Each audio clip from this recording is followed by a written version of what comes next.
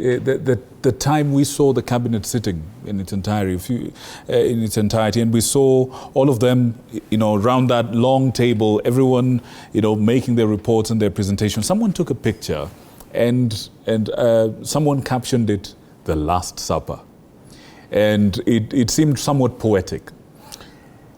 Mr. Njagi, could you talk to us about your perspective on what was happening behind the scenes, the things that led us to this day when the president announces that his entire cabinet is actually heading home? Behind the scenes, take us on a journey into the mind of the president over the last few days. Very well.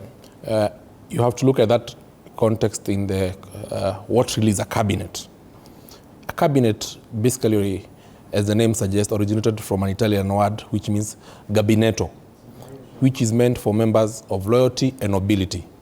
They are supposed to advise the king or the crown or the president or the prime minister in terms of running the affairs of government and in terms of day-to-day operation. Now, when the president talks about a dissolution, it means it has ceased to exist. Meaning it's like dissolving a company or an enterprise. So it's an indictment that the members who were meant to be members of nobility and loyalty have failed to execute their mandate in light to Article 153 of the Constitution, because they're supposed to advise the president. Secondly, and very importantly, are the membership that was seen there, the Last Supper, as you've correctly insinuated, members of nobility and of loyalty? The answer is a resounding no. Were those members who are sitting in that cabinet inspiring confidence and equal to the task that they are able to execute their mandate and they understand the job description? The answer is an emphatic no.